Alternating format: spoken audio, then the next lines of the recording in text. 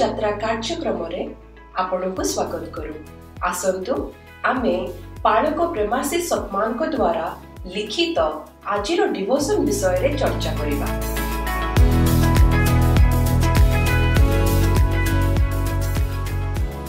Praise the Lord. Praise the Lord. আজি আমি গোটে বহুত গুরুত্বপূর্ণ বিষয়ে কথা হেবা।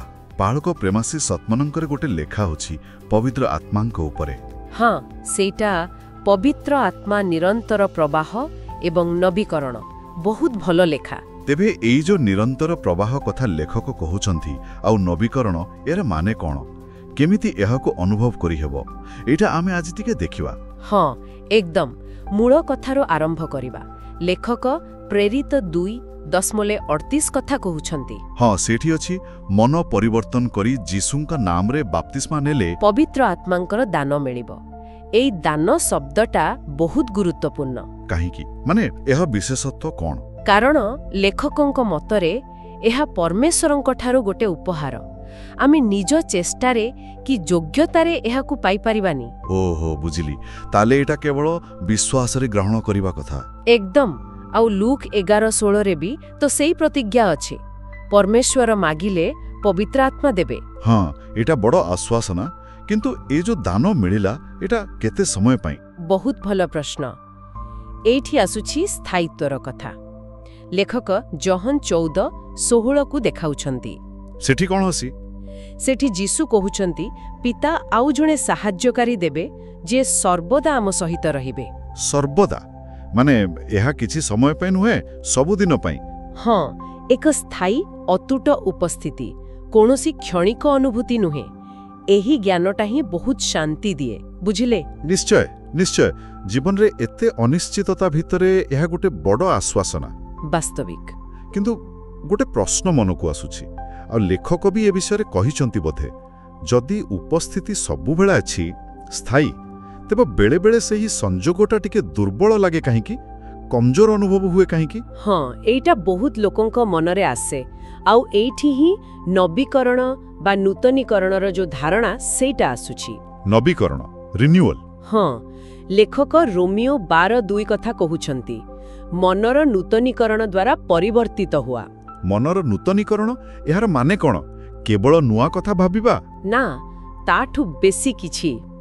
ଲେଖକଙ୍କ ମତରେ ଏଇଟା କେବଳ ବାହାରୁ ଚିନ୍ତା ବଦଳିବା ନୁହେଁ, ଏହା ଭିତରର ଗୋଟେ ଗଭୀର ଆଉ କ'ଣ ନିରନ୍ତର ଚାଲୁଥିବା ପ୍ରକ୍ରିୟା। ଆଚ୍ଛା। ଆଉ ଏହାକୁ ଭଲ ଭାବରେ ବୁଝିବା ପାଇଁ ଲେଖକ ଏଫେସୀୟ 5:18 କଥା କହୁଛନ୍ତି। ସେଇଟା କ'ଣ? ସେଠି କୁହାଯାଇଛି, ଆତ୍ମାରେ ପୂର୍ଣ୍ଣ ହୁଅ। ଆତ୍ମାରେ ପୂର୍ଣ୍ଣ ହୁଅ, ବି ଫିଲ୍ଡ ୱିଥ୍ ଦ ସ୍ପିରିଟ୍। ହଁ, କିନ୍ତୁ ଲେଖକ ଗୋଟେ ଗୁରୁତ୍ୱପୂର୍ଣ୍ଣ କଥା କହୁଛନ୍ତି। ମୂଳ ଭାଷାରେ ଯେଉଁ କ୍ରିୟାପଦ ବ୍ୟବହାର ହେଇଛି, ତାର ଅର୍ଥ ହେଲା ଏହା ଥରକର କାମ ନୁହେଁ, ଏହାର ଅର୍ଥ ହେଲା ପରିପୂର୍ଣ୍ଣ ହୋଇଥାଅ। ଓହୋ, ମାନେ ଏଇଟା ଗୋଟେ କଣ୍ଟିନ୍ୟୁଅସ୍ ପ୍ରୋସେସ। ଏକଦମ। ଗୋଟେ ସରଳ ଉଦାହରଣ ଦେଖନ୍ତୁ। ଗୋଟେ ଗ୍ଲାସରେ ପାଣି ଢାଳିଦେଲେ ତ ଭର୍ତ୍ତି ହେଇଗଲା, କିନ୍ତୁ ଯଦି ସେ ଗ୍ଲାସକୁ ଗୋଟେ ଚାଲୁଥିବା ଝରଣା ତଳେ ରଖିବା, ତାହେଲେ ସବୁବେଳେ ସତେଜ ପାଣିରେ ଭରି ହେଇ ରହିବ। ଠିକ୍ ସେମିତି ଆମକୁ ପବିତ୍ର ଆତ୍ମାରେ ସେହିପରି ନିରନ୍ତର ପରିପୂର୍ଣ୍ଣ ହେବାକୁ ପଡ଼ିବ। ଏହା ଗୋଟେ ଅନଗୋଇଂ ଆକ୍ଟିଭ ପ୍ରୋସେସ। ବୁଝିଲେ। ତାହେଲେ ଏଇଟା ଗୋଟେ ଜୀବନ ସାରା ଚାଲିବାକୁ ଥିବା ଯାତ୍ରା, କେବେ ଶେଷ ହେବା କଥା ନୁହେଁ। ଆଉ ଏହି ନିରନ୍ତର ପରିପୂର୍ଣ୍ଣ ହେବାକୁ ଚେଷ୍ଟା କରିବା ଦ୍ୱାରା ହିଁ ଆମେ ସେହି ସ୍ଥାୟୀ ଉପସ୍ଥିତିକୁ ଅଧିକ ଅନୁଭବ କରିପାରିବା। ହଁ, ଏଇଠି ଗୋଟେ ସୁନ୍ଦର ସନ୍ତୁଳନ ଅଛି। ଗୋଟେ ପଟେ ପରମେଶ୍ୱରଙ୍କର ସ୍ଥାୟୀ ଦାନ, ଆଉ ଅନ୍ୟ ପଟେ ସେହି ଦାନକୁ ପୂରାପୂରି ଅନୁଭବ କରିବା ପାଇଁ ଆମର ନିରନ୍ତର ନୂଆ ହେବା ଆଉ ପରିପୂର୍ଣ୍ଣ ହେବାର ଆବଶ୍ୟକତା। ତାହେଲେ ଏଇ ଯୋଉ ନିରନ୍ତର ପ୍ରକ୍ରିୟା ଚାଲିବ, ମନ ନୂଆ ହେବ, ଆତ୍ମାରେ ପୂର୍ଣ୍ଣ ହେବା, ଏସବୁର ଶେଷ ଲକ୍ଷ୍ୟ କ'ଣ? କୁଆଡ଼େ ଯାଉଛି ଯାତ୍ରା? ଲେଖକ ସ୍ପଷ୍ଟ କରୁଛନ୍ତି, ଏହାର ଅନ୍ତିମ ଲକ୍ଷ୍ୟ ହେଉଛି ଖ୍ରୀଷ୍ଟଙ୍କ ସ୍ୱରୂପରେ ପରିଣତ ହେବା। ଖ୍ରୀଷ୍ଟଙ୍କ ସ୍ୱରୂପରେ ମାନେ ଯୀଶୁଙ୍କ ପରି ହେବା?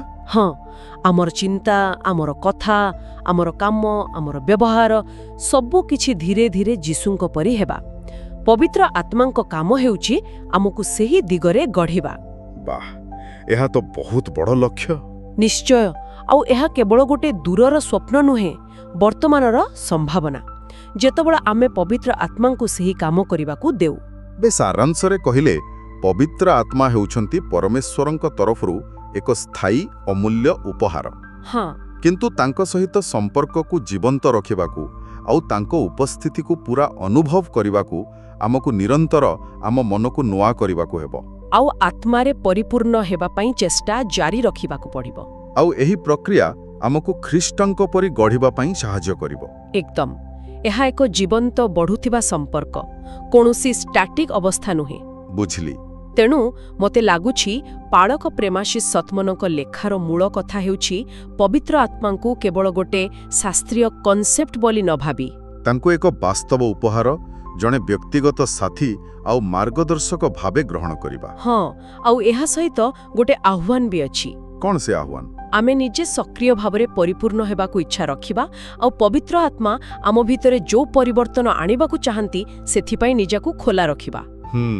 यह प्रकृतरे गुरुत्वपूर्ण। तेबे एई आलोचना शेषरे गोटे चिंता पई प्रश्न छाड़ी जाई पारिबा कि? निश्चय कहंतु। आमे एते कथा हेले नवीकरण आउ निरंतर परिपूर्ण हबा विषय रे, तेबे वर्तमान एही मुहूर्तरे एमती को गोटे छोटो प्रैक्टिकल स्टेप निया जाई पारे जहा द्वारा केवल ए कॉन्सेप्ट को बुझिबा ठारू आगो को जाई सतरे सेई नवीकरणर भावना को अनुभव करिबाकू बा आत्मारे पूर्ण हेबा पई निजको टिके अधिक खोला करिबेबो, माने सिद्धांतरु अभ्यास आडकू गोटे पाद।